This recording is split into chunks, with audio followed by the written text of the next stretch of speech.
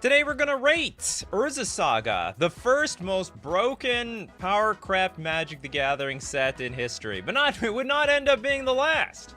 Well, anyway, some of these cards are still busted. Some of them have aged like sour milk. We're gonna start off with Phyrexian Processor. It is a 4-mana artifact. When it comes to play, you can pay any amount of life. You could pay 15, 19, don't pay 20. You'll end up being dead.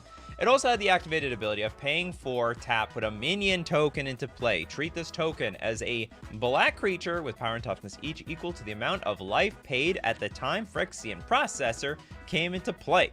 So I don't know what the number was. I think mostly people like just chewed off like 15 of their own life.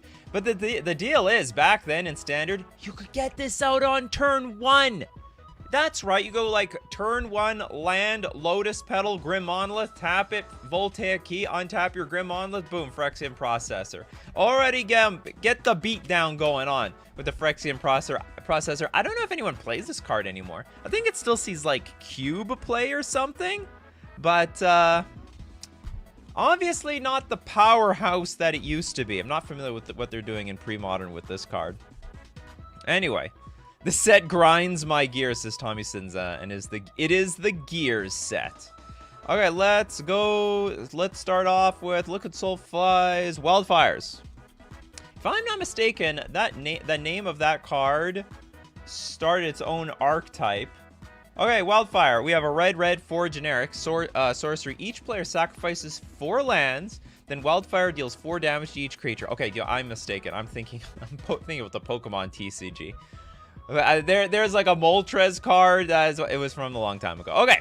Now this was a playable card, especially in the Ponza decks. If you're a red deck, you got far enough ahead, and you're already nuking their lands with Avalanche Riders and Stone Rains. Then if they got any foothold on the battlefield with mana, you just blew up the rest. Wildfire was an excellent card at the time. And then Rated Lex with Guy's Cradle. What was R&D thinking? Let's talk about that. Now, back in the day of Magic the Gathering, you know, people didn't win nearly as much with creatures. You were basically a chump if you were playing with creatures. There was still a lot of combo back then, a lot of control. The creatures back then were so bad. Even if you look at all the cards through Urza Saga, there's so many creatures that for like 3 or 4 mana, they barely do anything. They're not even worth drafting. So adding a green to your mana pool for each creature you control didn't seem so exciting at the time. I mean, it was a great card. Don't get me wrong. People played it. I mean, I think there was like that Hermit Druid deck that played Guy's Cradle. It's an instant staple. But this is the type of card that as creatures got better, this card got a lot better. I mean, if you play green in Commander, there's no reason to not play this card. And of course, like, this is the absolute staple of all staples in Elf decks in Legacy. So as time went on and more people want to play creatures, because that's just what you want to do. If you want to be playing with anything that involves tokens, Guy's Cradle just got infinitely better. And also we got to remember the legend rule back then. If someone got a Guy's Cradle in play and you're a Guy's Cradle deck, you can't even put your Guy's Cradle in play. Like, you got your Guy's Cradle in play first, I didn't. That sucks. And then even in Commander for the longest time, after they changed the legend rule that, like, if there are 2 lands of the same type, they blow each other up, that also was, like, sort of a downside. So now these days, with the legend rule the way it is, Guy's Cradle is just absolutely broken beyond belief. Nothing keeping it in check. Completely unhinged. Great card. Okay, let's look at Morphling. So we just look at a card that was good, that went amazing. Now let's look at a card that was completely busted and has aged like the most sour of sour milk. Milk that has been sitting in the backyard in front of the sun for 1 month. It's turned into a completely solid form. It's now being degraded by the the elements. And it's completely disgusting. You drink this stuff, you're gonna die. Morphling, blue 3 generic for a 3/3 shapeshifter. Sorry, it's still a shapeshifter. It had 5 abilities, all super relevant. Blue, untap Morphling, gave it basically its self-vigilance. Blue, gains flying until end of turn. Basically made it unblockable. Pale blue, cannot be the target of spells or abilities until end of turn. And Okay, so you can't kill it with anything. You have any removal, completely worthless. Now, but here's the kicker. Pay 1. It gets +1, -1 until end of turn. Pay 1, it gets -1, +1 until end of turn. There weren't many playable creatures back then, but this was the creature of all creatures. I don't even know how to explain this. Was it like the Tarmogoyf of the time? It was like, if you were blue, you had to play this card. Even if you were like a controller combo deck, you had like in your sideboard or something. Yeah, it was called Superman because it was basically a Swiss Army knife. And the way the rules worked back then, damage used to go on the stack. So you could basically buff this thing into a 5/1 attack when your opponent blocks. Damage didn't happen exactly simultaneously like it did, but then nothing died immediately. The damage could go on the stack. So let's say a 3-power creature dealt 3 damage to Morphling. It wasn't dead yet. The damage is on the stack. You can respond to damage going on the stack. And then you could buff it up, give it minus, you basically turn it into a 1/4 in order for it to survive the 3-power creature. So it was like, it was invincible, effectively. You got a lot of mana in play, you're not going to be able to deal with a Morphling. You're basically going to be stone dead to the Morphling. Anyway, so what has changed about this card? It's 5 mana. That's pretty expensive by today's standards. Not as much free mana as there was in the past. Also, damage on the stack doesn't even exist anymore. Now damage just happens simultaneously and you can't respond to it and it just dies. So you can't go in for a lot of damage and then protect itself. You can go in for a lot of damage, but then it's going to die in combat. So for this card, very sad. I don't even know if it's worth anything. It's worth 11 bucks now. That's too bad. It was one of the chase cards to play back then, and now is borderline useless. I don't know. I guess pre-modern still likes this to some degree. Okay, next super chat we got from Zarfna, Great Whale. You like the Great Whale, do you? One of your favorite cards of that time period. This is even the best of its effect.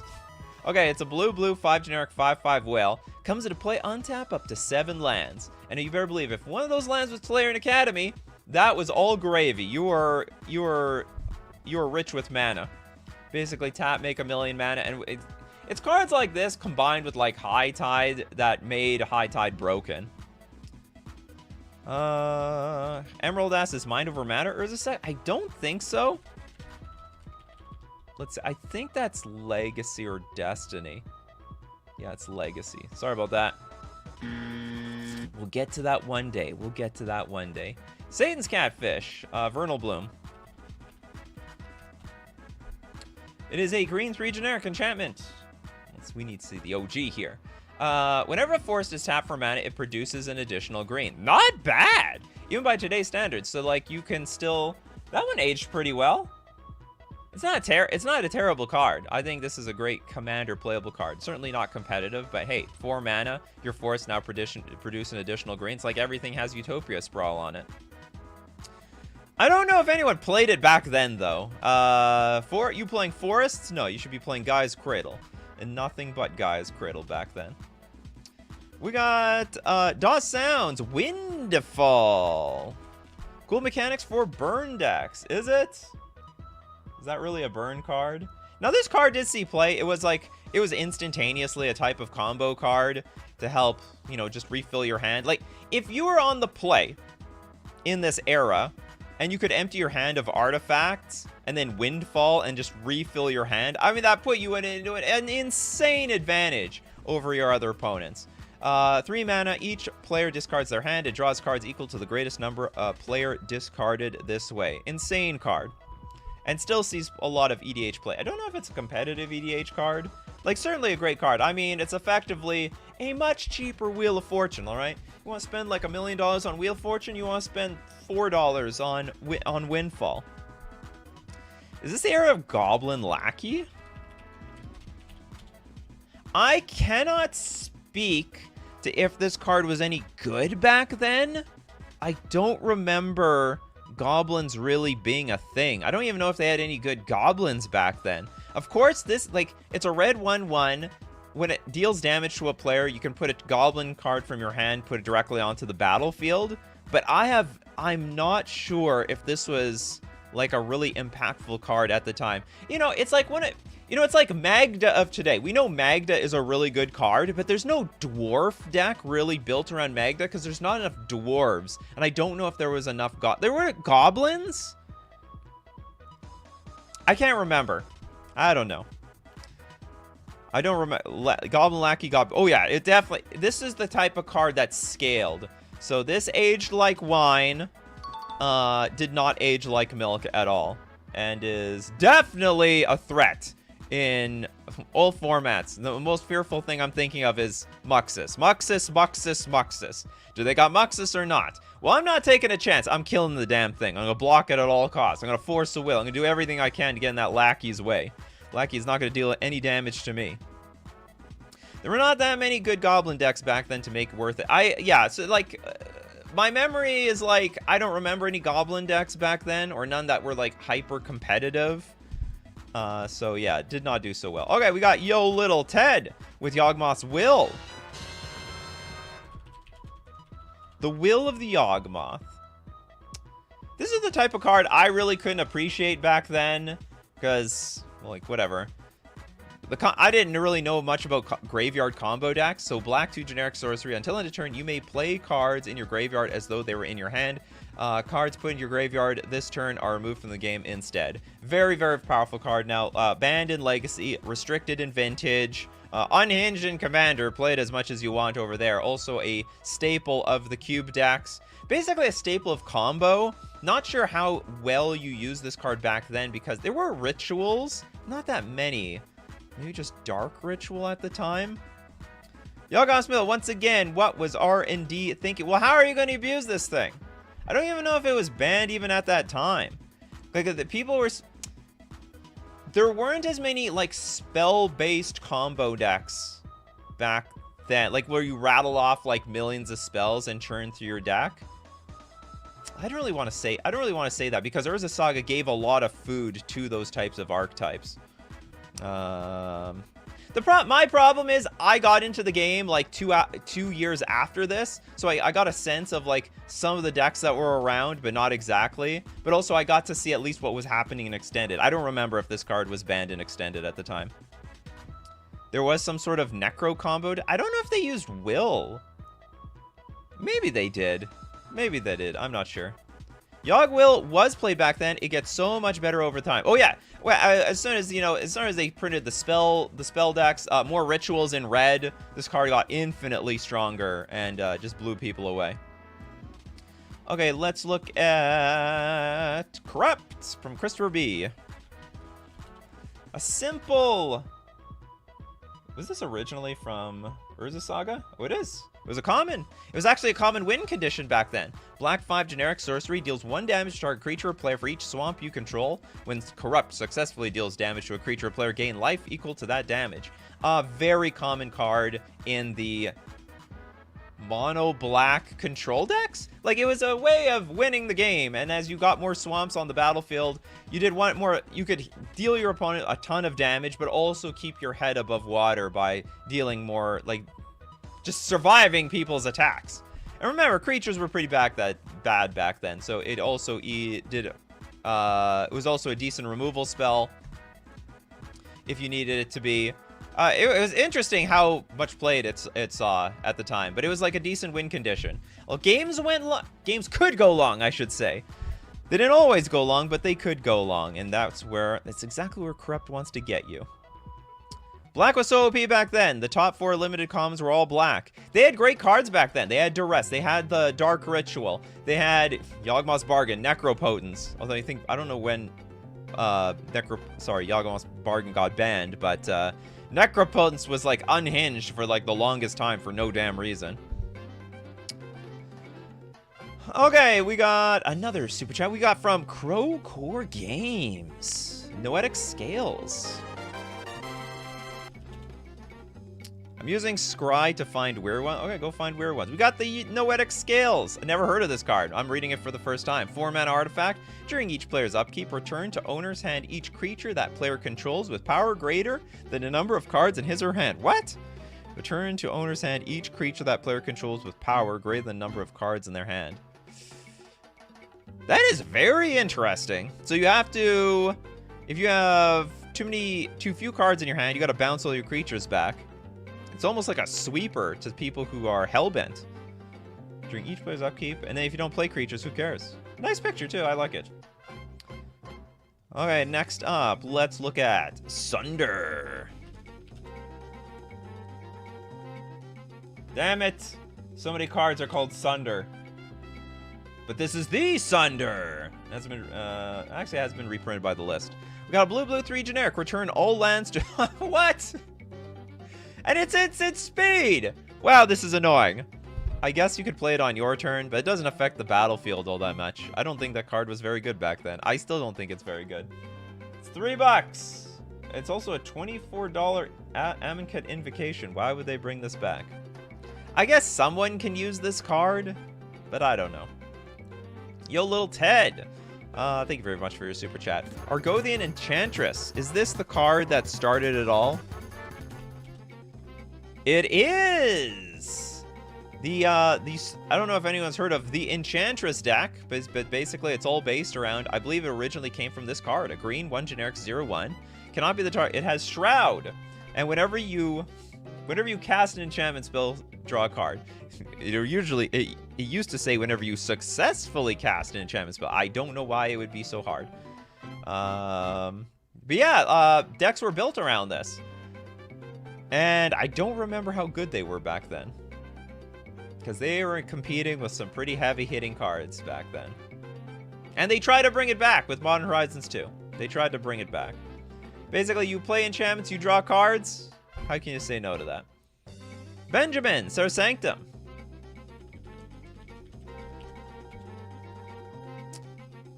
The legendary land, tap. Add a white to your mana pool for each enchantment you control. Oh my god, it's like $1 billion. It's like $240 for this thing. I have no idea who plays this, but this, of course, is also probably an Enchantress card. It is the Tolarian Academy, the guy's cradle of enchantments. Why wouldn't it be good? So hold on, what did they get for red and black? Anything good? So blue got something for artifacts, green got for creatures. Did like, I don't know what the black and red one was for this cycle. Okay, Chen Fred we got with Brand. Is that seriously a card? It is a card. Red, instant, gain control of all permanents you own.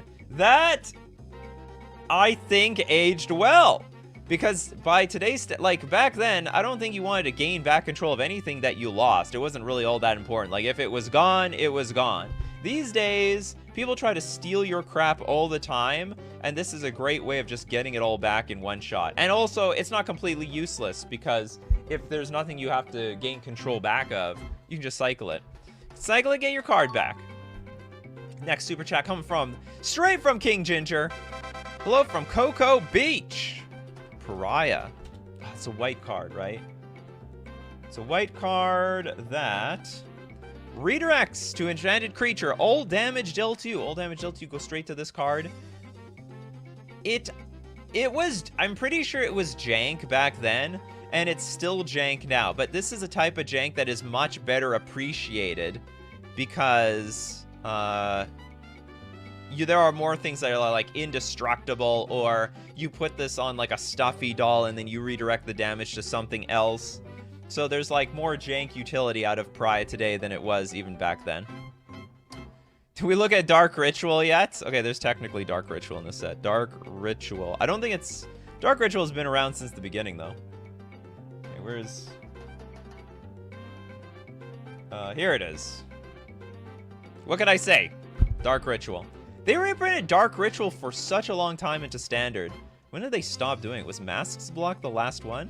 Maybe it was. Black. Instant. Add black, black, black to your mana pool. Still a mana source back then. Crowcore Games. Planar Void. It's broken? What are you talking about? Okay, we have a black enchantment. Whenever a card is put into a graveyard, remove that card from the game. Oh, it's like Rest in Peace.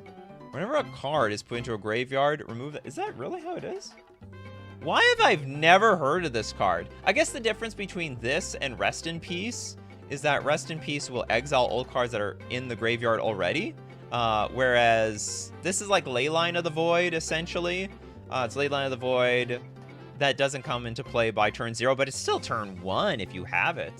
This is not that bad. I think I like this card. So I would say this is an underrated piece of graveyard hate that nobody knows about. I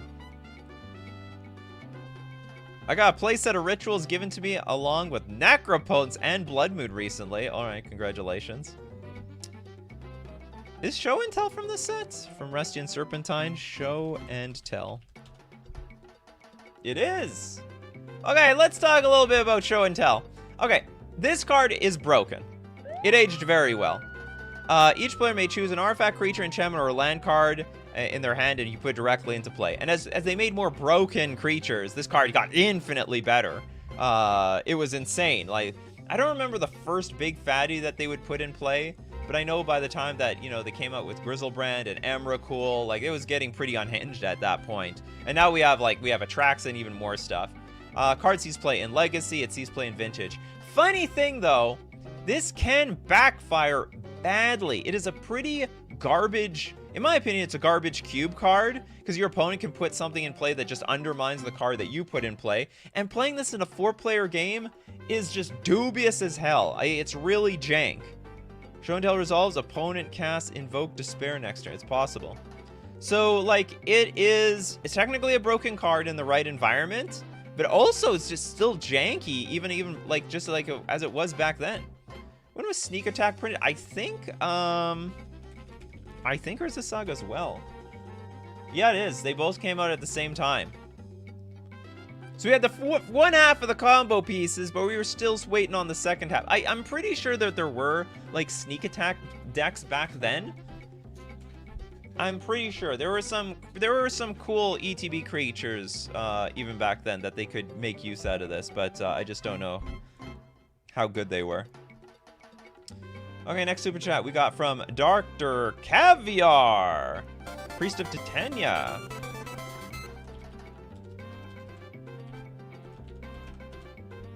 It's a common. Okay, it's a green 1 generic 1/1 elf. Tap, add a green your mana pool for each elf on the battlefield. I don't remember if they had a payoff. Elves was sort of a thing around this era. Is this where, like, I think Heritage Druids still existed? Like, they had, like, a certain density of, like, relatively good elves and enablers. I just don't remember if they had a good payoff. If, like, what's it called? Hermit Druid was good enough. And this was, like, a good elf card for a very long time, but now it's just, like, power crept out by just better elf cards. So it was, like, it was good. That must be a Lego. No, there's just better. There's so many good elf cards. You know, R&D is just like, let's give elves everything at the cost that they're all like 1 toughness. But like, the elves has so many good cards in this game that this card is not even relevant anymore. They have like more. The Guy's Cradle by itself adds more mana than they need. And Heritage Druid. A friend used it on a fireball to one-shot everyone? What? Not sure. I have no idea what you're talking about. That must be very late. Oh, you mean Priest of Titania? Tap. Add a lot of mana. Play Mountain. Fireball. You didn't see that coming. You didn't see that coming at all. Okay, let's get one from Arcanus. Exploration. This card aged very well. Green enchantment. You may play an additional land on each of your turns. Especially now with these lands decks, where lands matter. Getting an Urza Saga in play on turn 1 is nice. Also, it enables the Dark Depths combo decks. Back then, I don't know if there was any good use to this thing. But I don't remember. I don't know. I know we just know that this card is a good card today. And it's only going to get better with time. They make better lands. This card's just going to be more amazing as time goes on. Okay, next up we got Krokar Games. Krokar loves Urza Saga. Thran Turbine.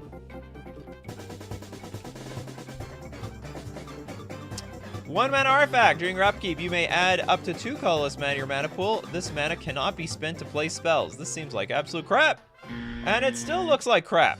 During your upkeep, you may add 2 colorless. It's just to activate abilities?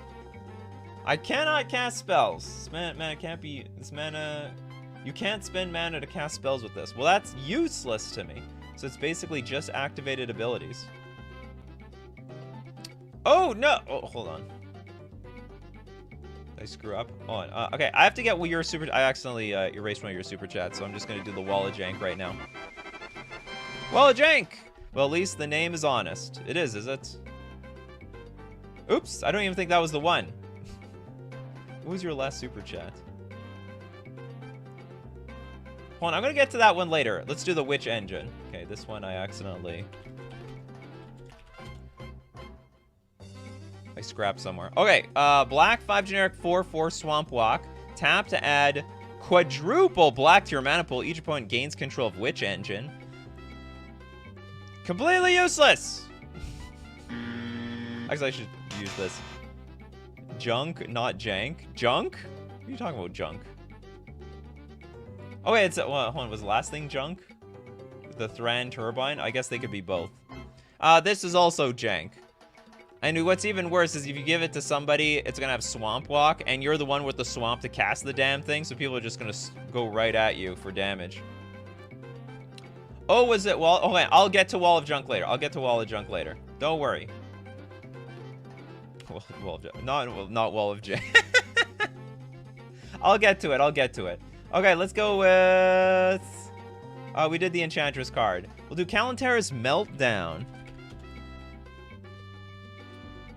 This is not the Meltdown we're talking about this Meltdown. Okay, we have a red X. Destroy each artifact total casting cost X or less. This card is insane today. It is so good. Because there are a lot of artifact decks by today's standards, and you just have to pay, like, red. It's a really good way of getting around Chalice of the Void as well, if you're afraid of Chalice decks.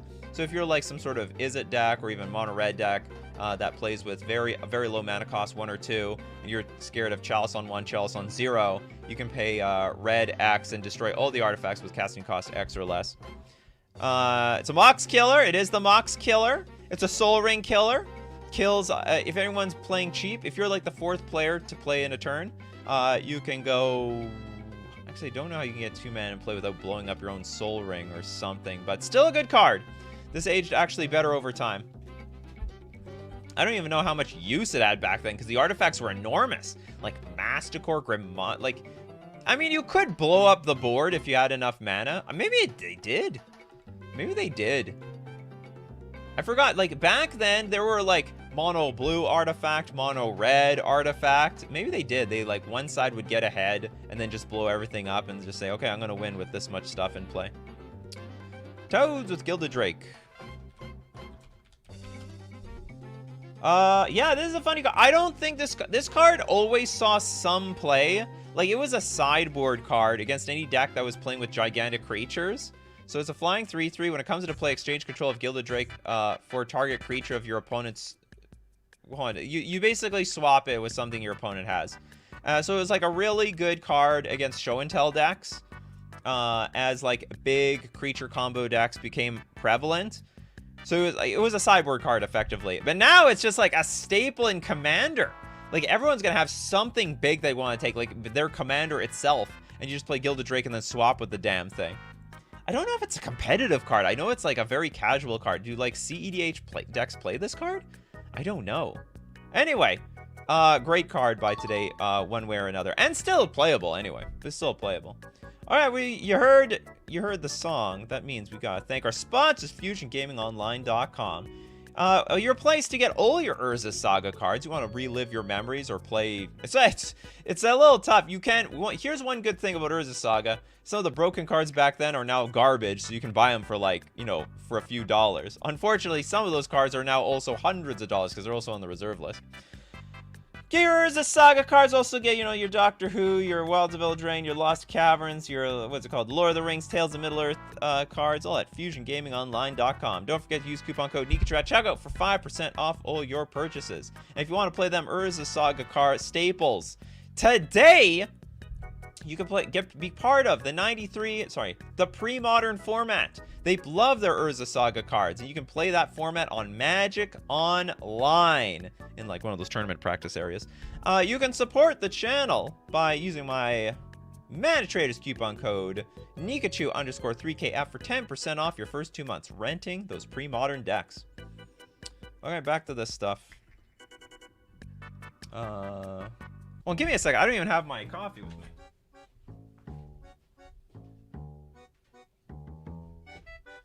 I'm getting thirsty around here. I'm getting thirsty.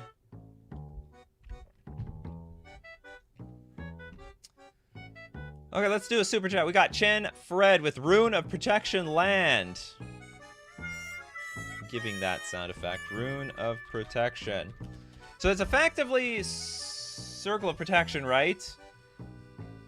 It's Circle of Protection, but instead of 1 generic mana, it's a white. Prevent all damage to you from a land source. And I believe this was the first set that created creature lands like Treetop Village and Fairy Conclave. Not all of them were good back then, but those were the 2 playable ones. Which actually saw play for a very, very, very long time. Although this came out, the creature lands came out in Legacy. Urza's Legacy. Urza Saga came out first. So was this like foreshadowing that lands were going to deal damage to everybody before they even knew it was going to deal damage to them? I don't know. So I think when it first came out, it was probably stone garbage. And then when they saw the creature lands, it was still pretty garbage. This is a terrible card. Ramanap Ruins is in shambles. If only Ramanap Ruins was good back then. Good today. Not good enough. Mishra's Factory was not a card. That's not a... Oh, you're talking about Mishra's... Oh, yeah, you're right. Mishra's Factory came from Antiquity, so there was 1 creature land. Okay, we finally have an answer to Mishra's Factory. We have the Rune of Protection lands. We got something. Some 124C with the Soul Sculptor. It's a white 2 generic 1/1 townsfolk. It's a human, actually. They errated it to a human. It's a white 1 generic tap. Target creature becomes an enchantment. What? And loses all abilities until a player successfully casts a creature spell. Weird. So it's like a weird partial removal. And if you knew your opponent didn't play a lot of creatures, this was basically removal. But it's still on a creature. I don't think this card's good. I don't think it was good back then. Doesn't look good now either. Crowcar Games. Okay, the Wall of Junk. Which was probably also Wall of Jank. It's probably Jank as well. At least the name's honest. Okay, 2 mana, 0/7, artifact creature. Whenever Wall of Junk blocks, return it to its owner's hand at end of combat. Yeah, that's garbage. Useless. We don't need it. Voltaic Key. Broken. Absolutely broken. This card enabled all the stupidity with like Grim Monolith and like Grim Monolith and even old cards like what's the 1 mana a tap for 3 mana? Any of the monoliths. Oh, I'm hitting a blank here. I mean, if an artifact adds 2 or more mana, then you just got like stupid amounts of mana off of Voltaic Key. Now, it has sort of aged poorly because they power crept this card. Yeah, I was thinking of Mana Vault. They power crept the card. What is it called? Something now. It's Manifold Key. That's wild. So not only, which does the same thing except it can make creatures unblockable. So funny enough, back then broken. Today, like you would just never. Well, I don't know if you would never play this card. If you're in an artifact deck, I guess you would want Voltaic Key and Manifold Key at the same time. So like, why not play both? So I guess they're pretty good. Just not as good as Manifold Key these days. Ooh, Rewind. Let's look at Rewind. I love this card. Now, this card saw a lot of play. It's even modern playable now. They printed it directly into modern. Its origin story is Urza Saga, blue, 2 generic. Counter target spell, untap up to 4 lands. So if you have the 4 lands to even cast Rewind in the first place, it was a free spell. And then you can play something else after that. It is modern legal. It is legal everywhere, and it is unplayable. That is too bad. Rewind was so good back then. It was one of my favorite counter spells. I played like just basically mono blue counter spells. I know you probably hate me. Everyone's booing me. But like that was my origin story. It was mono blue control, and the only way you control is you play counter spells like crazy. And maybe what's it called? Wipe everyone out with some artifacts like Navinral's Disc. Voltaic Key sees vintage play and paradoxical outcome. Oh, so okay, so they need more manifold key like effects. So that's where they go. So okay, so it's still good. Where is it? Voltaic Key, still good. Still sees play in vintage. Stasis, that's old. It's not in. They definitely didn't reprint that card. Okay, we got the Gorlord. What do you got for us, Gorlord? Shivan Gorge. Worst legendary land from the set, is it? Okay, it is is it the red one? Is this the red one in the cycle? Tap, add 1 colorless mana to your mana pool. Also, you could pay a red 2 generic tap. It deals 1 damage to each of your opponents. Come on, this has commander playability. Yeah, they're at 40 life, but hey, that's 1 damage every turn, and it hits all 3 of them. I'm just kidding, this card sucks. Both Forge and Pyre. I don't think it was good back then. Still not good now. It's only getting worse with time. What Tolarian Academy said. I'm pretty sure a lot of people said Tolarian Academy, but you get credit for. Oh yeah, this is Urza Saga. Unfortunately, you can't play this hardly anywhere. It's so broken. Tolarian Academy. Tap, add a blue to your mana pool for each artifact you control. Completely warp the standard format. This is why mono blue artifacts were so damn good. It got banned in 2 months. Could not survive anywhere. I don't even... Was it, like, banned into the creation of Commander? I'm just wondering if there was any time you were allowed to play this card. My God, I wish we could play this card in Commander. Oh my God. I would be drooling over this thing. Look, you can't... It's really... Only Vintage, you're allowed to play 1 copy. That's it, 1. And the reason this card is broken is because all the artifacts are cheap as hell. So they're either 0 mana or 1 mana. So you can just play a bunch of artifacts, turn 1, play Tolarian Academy, tap, add a... Like, it's a ritual on 1 mana. And it's only 8, and it just does better as the turns go on. So anyway, it is beyond broken. Really, one of the most broken cards in all of Magic the Gathering, period. Like... I think this is the best land of all lands. And the only thing competing with Tolarian Academy might be just artifacts. Tolarian Academy might be Power 9. Exactly. Like, it's probably better than Time Twister. It's probably better than Time Walk. Arguably, like, I don't know, maybe it's close between it and Ancestral Recall. Like, this card is pretty busted. We talk about, like, how good Black Lotus is. Black Lotus is a one-shot 3-mana card. This can be like an obscene amount of mana. It's like 7 mana every single turn. This is like Lotus Field before it was Lotus Field, and you didn't have to sack anything. Anyway. God, I wish we could play Academy someday. Yeah, look, we gotta Rule 0 this thing back. We gotta get Academy unbanned in Commander. Unban Academy. Who's with me? Whoops. What's going on here? Whoops, I screwed up. I screwed my music up. Well, I was like, hold on. Screwed up my sound effects. I was like, who's with me? And then, oh, where's my cricket sound effect? Oh, I got rid of the cricket sound effect. Oh, well. Oh, no, I have it. There we go. That was a joke that took too long. Sorry about that. Okay, Junior Jones. Thank you very much for your super chat. Power Sync. This was like barely playable back then. It's not even a... Is this even an exclusive card for Urza Saga? It was there. Blue X. Counter target spell unless its caster pays an additional X. If they don't, tap all mana producing lands that player controls and remove all mana from their mana pool. Not a very... It did see play back then because there weren't that many playable counter spells. So like whatever, it was like a card. But this is like one of the worst counter spells in the game. Like they just printed more better and better counter spells over time. So like this aged very, very, very, very poorly. Also forced you like basically tap out in order to like counter something. This was the bomb and revive. It arguably like it was a good card. It was a better card before they printed more counter spells, because back then there was like almost nothing. This is an alpha card, right? Okay, Turat with Exhume.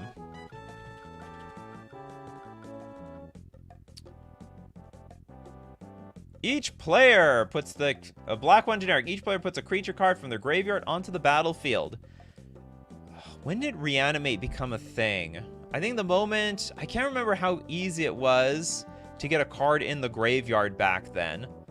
I mean, I know this is just a staple now in reanimator decks, but I don't remember. I think there were two problems back then. I don't know if there were like big enough fatties. Let's look at the Urza Saga version. I don't know if there were big enough fatties back then, and I also don't know if it was easy enough to put them into the graveyard back then.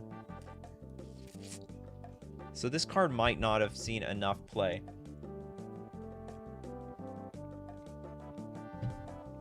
Oh, sorry. Yeah, there were other reanimate cards. Hold on. There were other reanimate cards.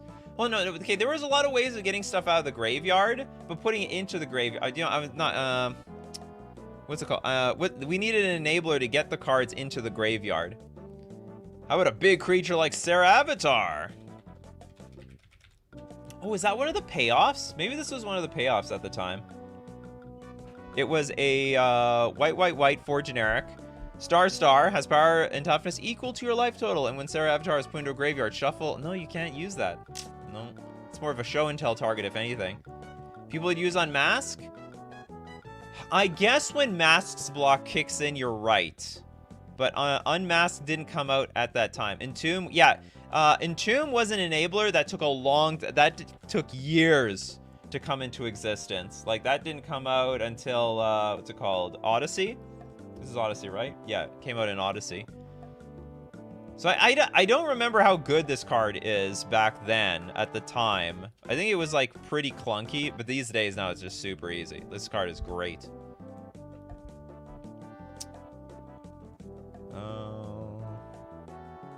There's a land that literally sacks stuff. I have Sarah Avatar in a white-blue, kill someone with it last week. Cool stuff.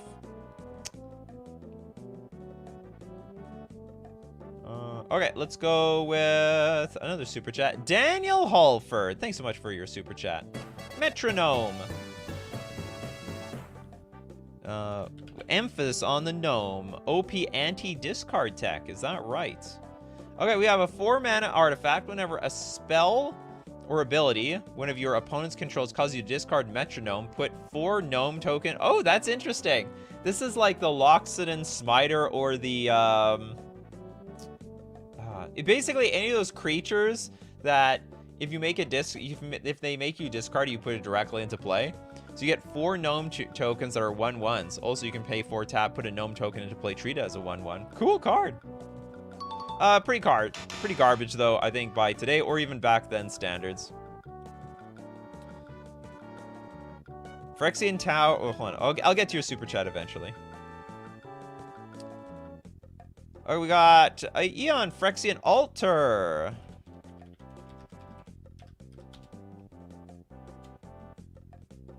Is that even Urza Saga?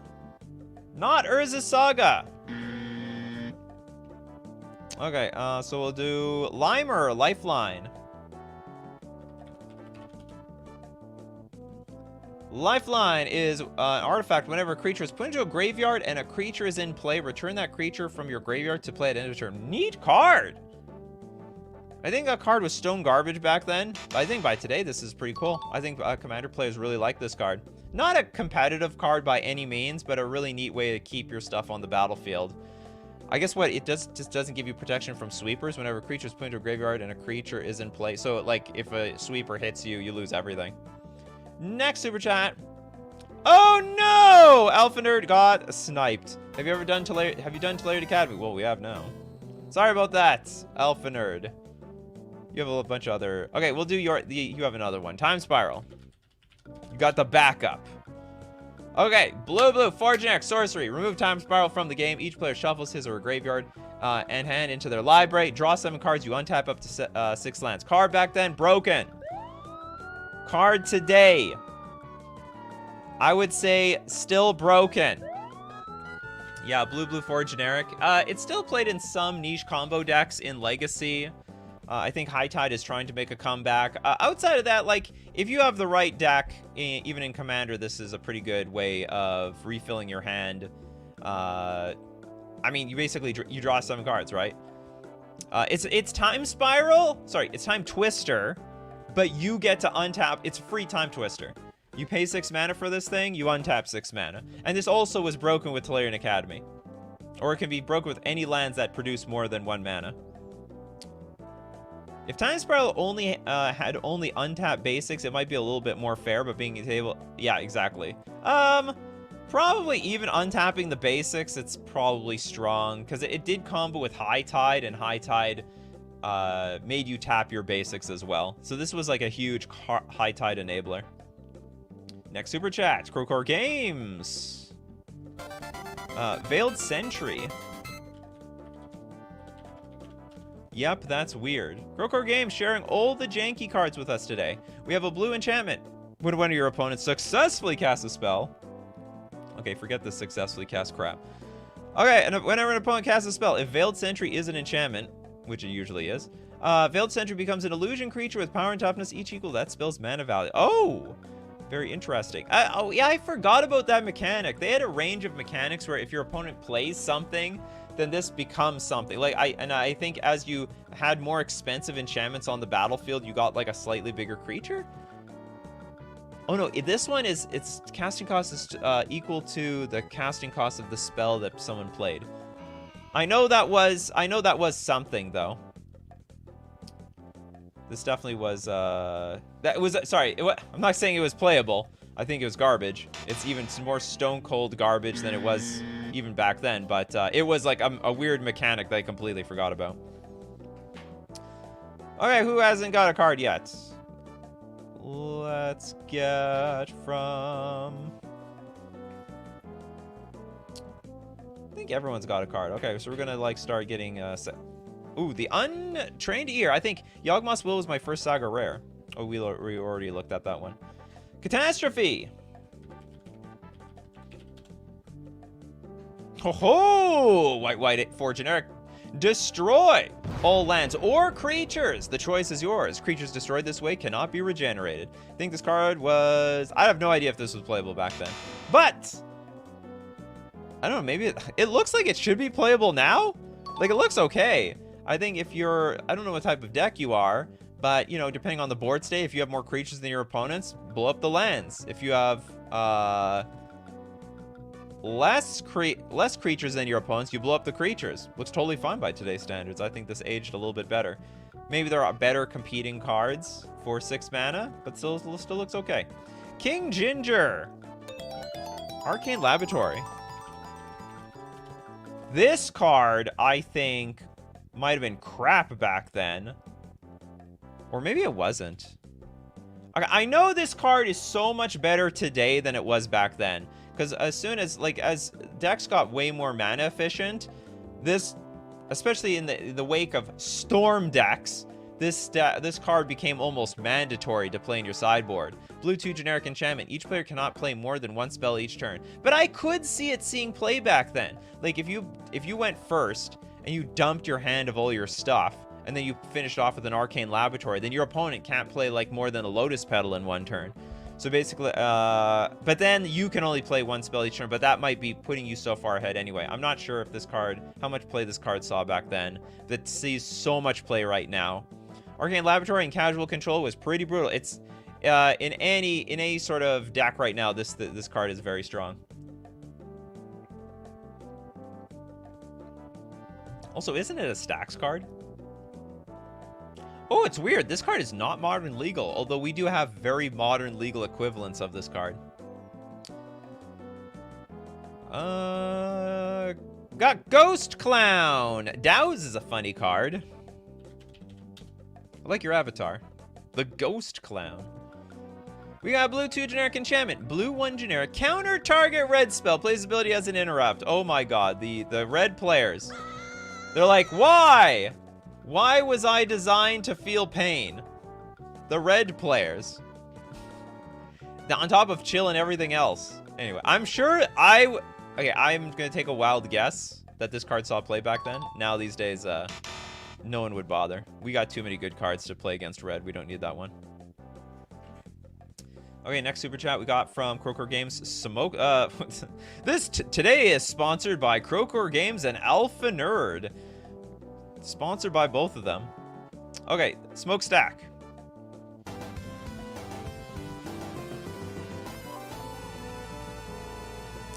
Smokestack is one of these cards I never thought was good, but I know it's always played in Cube. I still don't understand how this card works. It's a 4-mana artifact. During your upkeep, you may put a soot counter on Smokestack. During each player's upkeep, that player sacks a permanent for each soot counter on Smokestack.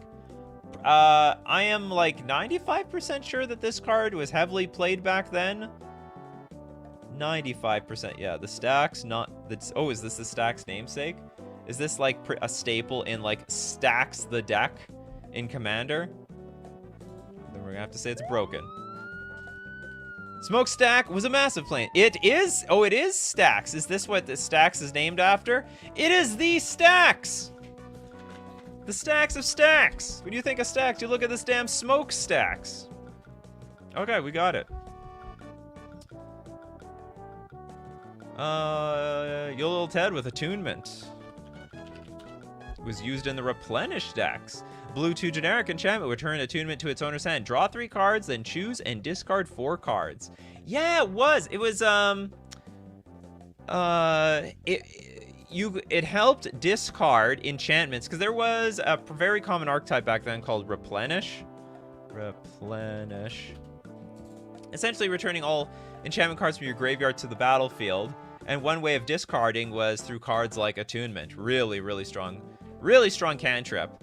It's effectively like Bazaar of Baghdad for enchantments. I mean, it could be for anything if you want, but...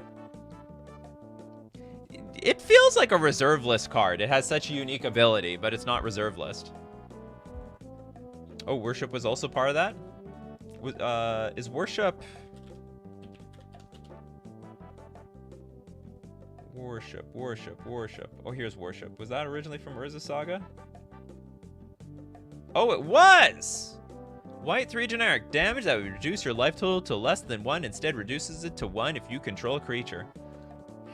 Okay, this actually has seen competitive play across Magic the Gathering's history.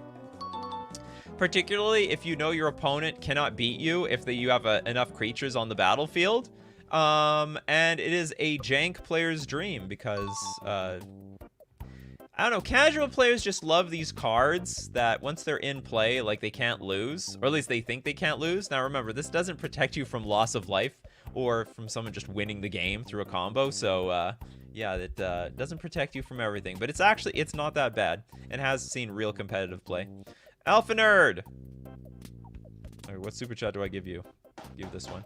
Exploration! We did that one. So we're gonna donate that super chat, Alpha Nerd. We're gonna donate it to the Untrained Ear with a Carpet of Flowers.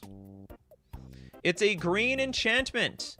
During your main phase, you may add up to X mana of one color to your mana pool, where X is the number of islands target opponent controls. This card now is a huge pain in the butt if you are a blue player. I hate playing against this card. Basically, any deck splashing green. I don't want to say any deck. If you're a blue deck splashing green in Legacy, you'll have this card. And it's so frustrating to play against. Like, they play this, like, in the Uro mirror matches. They play this against Delver. They play this against Death Shadow. They play it against me. I play Merfolk. I have islands. And it's so backbreaking. For this 1 mana, and they get to choose which main phase they want this mana. They could choose to have it on the 2nd main phase. Anyway, this is an insane card. What's with the greater good? You guys, you want greater good here? Okay, let's look up greater good. Yeah, it came out in Urza Saga. Green 2 generic enchantment. Sack a creature. Draw cards equal to the sacrificed creature's power, then choose and discard 3 cards. What did they use this for? Sacrifice. Oh, it's a enchantment. I thought it was a sorcery for a second. I know this is a popular card. I don't know why. It looks janky to me. I mean, I guess it's the best. Okay, no, it's not that janky. Because if your opponent tries to destroy your creature, well, in response, I'll sack and I'll draw cards. Yeah. shove it, and then even if you aren't provoked by removal, you can still sack the creatures anyway. So it's a good card. It's a good card. Crowcore Games. Running out of super chats here. Or sound effects. Order of Yawgmoth. Was the first fear ever? I have no idea. We have a black 2 generic. 2/2 zombie knight with fear. Whenever Order of Yawgmoth deals damage to a player, that player discards a card. So it's like, it's a crappier Hypnotic Spectre because it's like 4 mana. I'm sure it was bad at the time. Still bad today. And, okay, so... How about Bedlam? Actual card Bedlam. Oh, before the Bedlam Reveler, there is just Bedlam. And it has nothing to do with Bedlam Reveler. It is a red 2 generic. Creatures cannot block. That looks stone cold useless. Is anyone playing Bedlam today? Someone out there is playing Bedlam. Anyway, I don't like it. I don't think that card was even played back then. Okay, we got Emerald Crowley. My choice is Stroke of Genius, which combos with Mind Over Matter and Tolarian Academy for infamous Turbo Genius. Which is why I thought MOM was in Saga. Oh, Mind Over Matter was in Saga. Well, it was in the block, right? Like, as more cards came out, it was all part of the block. Okay, Stroke of Genius. Blue 2 generic for X. Instant. Target player draws X spell. Back then, broken. This was like basically a better Brain Geyser. Because you just need a single blue and you can use you can sink all your artifact mana into this thing. You tap your Grim Monoliths, and, you know, your Voltaic Keys make a ton of mana. Stroke of Genius, Tolarian Academy. Hold on, let's look at the original Urza Saga. I like the OG image anyway. Today useless. Stone cold garbage. There's so many better spells that do a very similar thing. Nobody wants, you know, paying X mana to draw X cards isn't broken anymore for one reason or another. Just, it's not special. Nobody cares about you, Stroke of Genius. You aged very, very poorly. No one cares about Brain Geyser either. Okay, next super chat, Alpha Nerd. Fluctuator cycling.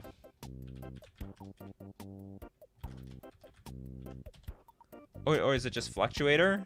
Cycling is now free. The Fluctuator is a 2-mana artifact. Cycling costs you up to 2 less to play. So cycling can be for nothing. Is this a good card now?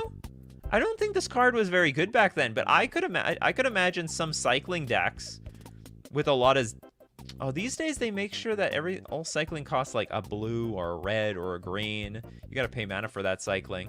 But I could see a world where this card is good. I like the card. Yeah, I'm sure it has niche decks by today's standard. And there's way more cards that cycle. Like, there's a ton of lands that cycle for like 2 mana. So I could see this as being useful today. Yeah, Sphinx's Revelation. Well, maybe not exactly strictly better than Stroke of Genius, because you have to splash white, but, like, you will splash the white for that thing. You will splash the white. Does Fluctuator hit plane cycling? Yeah. So long as the plane cycling costs 1 mana, 1 generic mana. Okay, next we'll take John Hogue with Hidden Stag. What's hidden about this thing? Green 1 generic enchantment. Whenever one of your opponents plays a land, if Hidden Stag is an enchantment, Hidden Stag becomes a 3/2 creature that counts as a beast. Whenever you play a land, Hidden Stag is a creature. Hidden Stag becomes an enchantment. Whenever I play a land? So if I play a land, turns back into an enchantment, that sucks. Anyway, card still looks pretty bad. Next up, Crowcore Games. The Phyrexian Tower. Sack enabling land from Urza's. Okay, legendary land. Tap, add a colorless. Tap. Hold on. This is an OG here. Yeah, tap, add 1 colorless mana, or tap, sack a creature, add black to your mana pool. I can't remember how good this was back then, but this card has gotten so much better over time. Because you have tons of creatures. We also have tons of creatures that just come back from the graveyard. You know, sack your Bloodghast and it come back. So not bad. Yeah, great card. And also, we know it's a good card because it's at least 20 bucks. That's proof. The market has spoken that this card is good. The problem with Urza Saga was that there were 100 broken decks that overshadowed each other. Fluctuator was busted, not as bad as Saga. I don't know. I don't think there were enough cycling cards back then even to make this card playable. Like, what are you cycling into? I don't even know what the payoff is. But I know by today's standards, there probably is some payoff. Okay, who hasn't got a card? Also, is there a card that we haven't seen yet?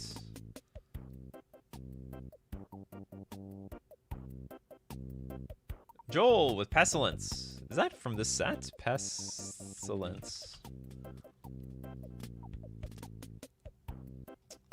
They reprinted it here. This is a very, very old card. Now, this card did see a lot of play, though. It was basically the sweeper of the time, so it was good. Today, I think it's still a Pauper playable card. It's a black 2 generic at end of turn. If no creatures are in play, sack Pestilence, and also a black deals 1 damage to each creature and each player. It might still see some Pauper play, or at least it did see Pauper play at one point, but like, conventionally, no one will play this card by today's standards anyway. Oh, yo, little Ted with the Time Spiral. Unfortunately, we have done Time Spiral. So we will donate it to Mr. Deadhead with Re-Nightmare. Is that Re-Nightmare? Is it just Nightmare? The Horsey? Where's Nightmare? Nightmare, where are you? You know, was this even printed in Urza Saga exclusively? I can't even find it. I don't think it got printed in Urza Saga. Nope. Disqualified. Toads, Victimize.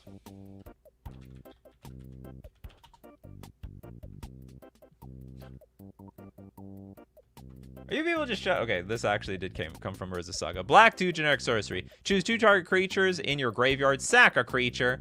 If you do... What? Choose 2 target creatures in my graveyard, and then I sack a creature? Almost sounds like I'm sacking the creature in the graveyard. If you do, put the 2 chosen creatures into play tapped. We'll do a switcheroony around here. I get 2, I lose 1. I get 2, but I also lose 1. 1 step back, 2 steps forward, 1 step back. Okay, we have some spider tech here. Hidden Spider. We got a green enchantment whenever opponents successfully cast off creature with flying. If Hidden Spider is an enchantment, surprise, becomes a 3/5 creature that can block creature with flying and counts as a spider. No one would want to play these types of cards. Like, the thing is, if you have the Hidden Spider out, wait, your opponent's just not gonna... I guess they could just not play their flying creatures. Unless they only have flying creatures, then I guess they... yeah, I guess it's fine. But it's still trash. And, okay, next super chat from the Gore Lord. Is Telepathy worth playing in Commander? Oh, yeah. People hate that card. Telepathy, I think, is a little underrated. Like, objectively, it costs you a card to know exactly what your opponents are doing. But, like, holy crap, does it screw with the game. It's a blue. Each of your opponents plays with their his or her hand revealed. I think this card is great in Commander. No, it slows the game to molasses. Well, it's gonna be... that might be good for you, that you need the game to be slowed down. Telepathy is hilarious. I like the card. We all see what we're doing. We all know what we all have. 1 mana for a 3/5 is pretty good. You just gotta be sure your opponent's running flying. You also need your opponent to play the flyer. If they don't play the flyer, then it does nothing. Okay, next. Actually, we gotta do a freebie one. Baron Master Wizard. It is a blue 1 generic 1/1. Counts as a wizard. Pay 2, sack a permanent. Return target creature to its owner's hand. I have no idea if that card saw play back then. Like, this is one of the, you know, these are the types of creatures that were like really jank back then, and yeah, it was just, I think it was jank. I could be wrong. Like these are the types of creatures that did not hold up well in the combo era format, but are sort of cool now, because like they've now printed enough wizard creatures that you can make a wizard-like deck and actually make some good use out of this card. So if you're trying to make some kindred deck out of the wizards, you might want to throw the Baron in there. So it's nice. It counts as a human also. Although it didn't back then. Back then it was a legend. It wasn't even a wizard. Summon legend. Oh no, but it did count. Sorry. It did count as a wizard. But it didn't count as a human. Did not count as a human. Okay, let's get to another super chat from Steve Cooper. Karn Silver Golem and donation.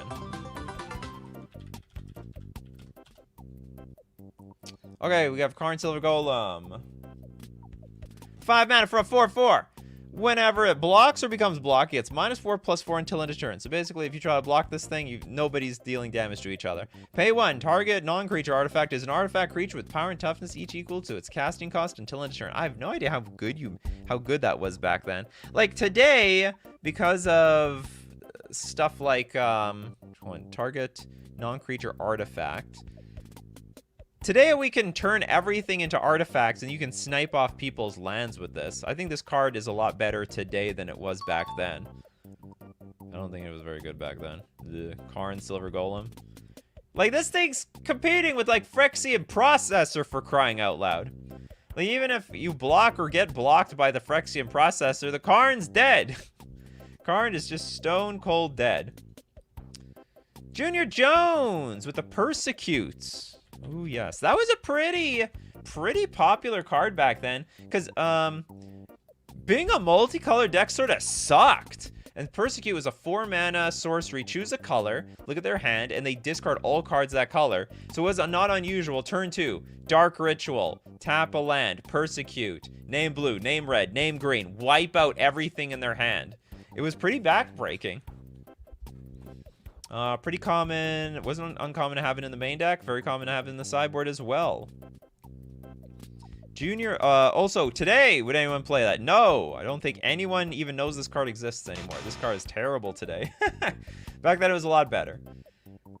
Junior Jones with the Back to Basics. I love this card. So back to basics. The blue 2 generic enchantment. Non-basic lands do not untap during their controller's untap step. Still was a great card back then. Still sees play today. Like, this was very good versus anyone playing. Like, extended back then, people played with a lot of dual lands. Anyway, a lot of people play with dual lands today. People hate this card. I'd like to see it in Modern. I don't know if it would do anything in Modern, but I'd like to see it anyway. Give me Back to Basics. The Untrained Ear, also general shout out. Love the art in this set. Do you know what? I agree with that. I more or less hate the art back then, but there was like this huge, I don't know, the art just completely changed from Urza Saga to Destiny. I really like the art of this entire block. It was just a banger of art. And then it just went downhill in Masks block for some reason. I don't like the art in any of that stuff. So anyway, Urza Saga, they just ramped up the art. This has very Stasis vibes to me, though. It's like, we don't know what to make. What does a Back to Basics look like? Anyway, so they have like a very, I don't know, abstract looking art to describe an ability. Blood Moon is already too much? No, it can be even stronger! You don't get mana at all! Ha ha ha ha ha! And, let's take Beanpot's Argothian Worm. Argothian Worm, it is a, it's a green 3 generic 6/6 trampler. Comes into play, any player may sack a land to put Argothian Worm on top of its owner's library. That is terrible. I don't think it was good back then. It is still bad now. We did more fling. Akaya, Thank you very much for your super chat. Somnifor. Somnifor? Somnifor is a blue 2 generic 2/2 illusion with flying. Whenever Somnifor successfully deals damage to a player, tap target creature that player controls. That creature doesn't untap during its controller untap step as long as Somnifor remains in play. Garbage! I think it was garbage back then. It's garbage today. Interesting ability, though. You know, if this was cheaper, this would be a cool card. Because you, like, you smack someone, you tap down their creature, and then it's just locked down for as long as this creature is on the battlefield. Interesting ability. What is that art? I have no idea. Not a damn... I don't know either of these characters. What is this This is like some sort of levitating hermit of some sort. Okay, Turat's really trying to get... did we not do this one? Fecundity? Or am I thinking of, like, another show? Okay, we have a green 2 generic enchantment. Whenever a creature is put into a graveyard from play, that creature's controller may draw a card. Great value! I don't think this card saw a lot of play back then. Definitely deserves a lot of play in Commander today. People want some value from their creatures when they die. Then it doesn't feel so bad when they die. The Untrained Ear, yes, the art is a huge part of why I bought so many Urza's boosters. I was too casual / new and bad at the game to really understand the power level. Would have been the reason enough to get more. Yeah, you should have got more boosters. I also did get into the game through the art of the thieving magpie. But that is for another story in Urza's destiny. We have another super chat from Core Games. Pariah? Oh, we did Pariah.